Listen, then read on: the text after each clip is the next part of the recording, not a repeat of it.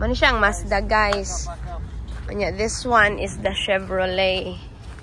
White Chevrolet. Okay, muna ang second, third. We're going for the Compass. Kuan. So guys, nangita mi karog car, nag-car shopping, may char lang. Ang first one is Dodge Ford EcoSport. We tried it already. I forgot to take a picture, but you know. Second is the Mazda.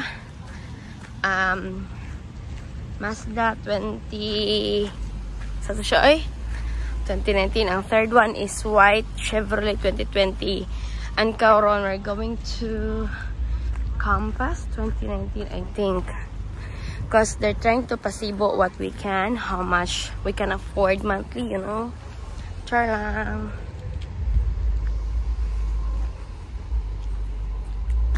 Muna, daghan ka sa lagcar dito, guys. Pili lang.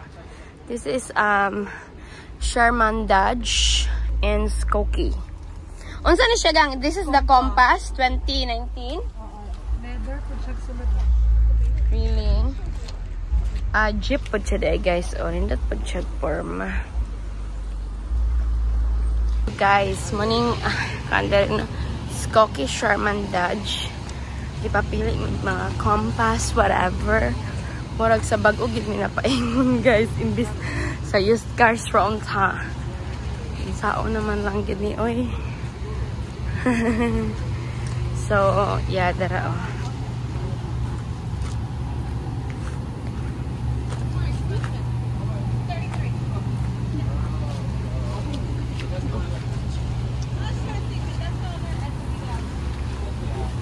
More expensive na to siya, guys. Kahabat ka niya, gang. Unsa rin yung mga kuaring dire? Hoy, I think same thing ni with Manong Rumji. Odyssey ni Manong Rumji. Yeah, this is the one. So it's not a bad choice in case the other one is a higher. Compass, yeah. So this is like paano siya, guys?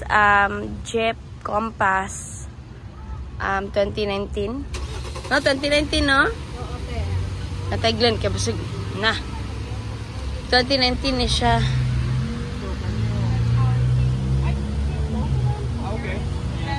Nice po ning RAM, oh. Because if it's like $50, like For difference, yeah. we're gonna go for this one. 2019. What year? 2019. Yeah. Nga, always check the back side. So this is still new, but 2019? Correct. Ah, So okay. it still has low Yeah, mileage. but no one use it. It's 24. 24,000 It's miles. only 24 miles away. Oh, 24. That's not a lot. So It's pre-owned. Yes, pre-owned. It's Yeah. pre-owned. pre-owned, yeah. But it's still kind of like brand new with the mileage. 24,000 Oh, okay. miles on a 2019 is low mileage. Okay. You're gonna compare. You're gonna compare it. So this is our The color black.